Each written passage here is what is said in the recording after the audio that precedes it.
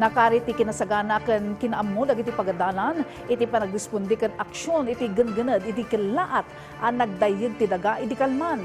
Dagos an activate dagiti school DRRM Council ngem addalata dagiti estudyante an natalimudaw gapu iti butengda. Detalye ti report ni Jezreel Kate Lapisar.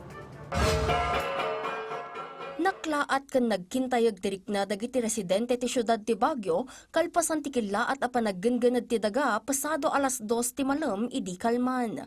Dagos arimuar dagiti estudyante kadagiti pagadalan iti syudad ken nagturong kadagiti naituding nga evacuation site. Iti Rizal National High School sumagmamano kadagiti estudyante ti nagnerbiyos gapo iti panaggened ngem kinunada an nakatulong dagiti naangay nga earthquake drills iti panaggunayda. Nung first po, ma'am, lumilindol pa po ngayon. Kabado pa po kami. Tapos yun, ma'am, nagsitakbuhan na po kami dito sa evacuation center namin.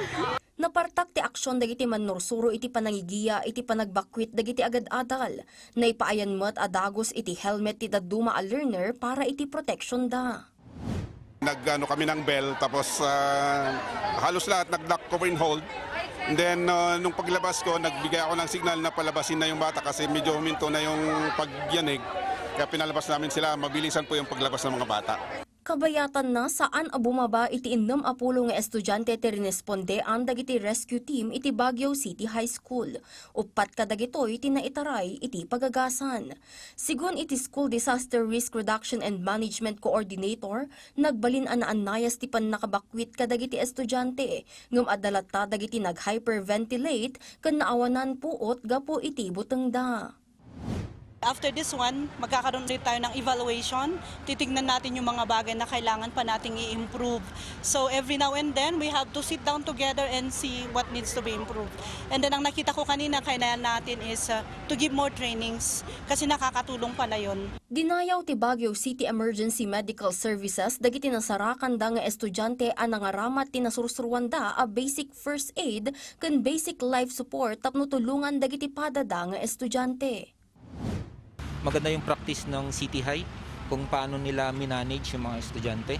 Yung hindi ninervyos yung mga magmamanage sa kanila.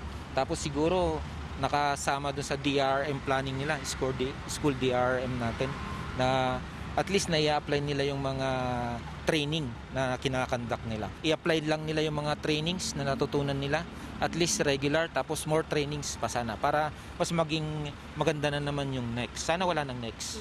Ijay mat Benguet, dagos ang nagresponde ti Benguet 2nd PMFC iti Benguet Sports Complex Oval ken nangipaayda iti emergency assistance kadagiti nagbakwit nga estudyante ken faculty. Naimuntar met ti triage area ken makeshift tents para iti first aid kadagiti na distress ken nadangran nga estudyante. Daytamot ti footage manipod iti CCTV iti may sa apasdak iti paset ti Baguio City kagiddan ti kelaat a panagdayeg. Jezreel Kate Lapizar para iti Pagilian.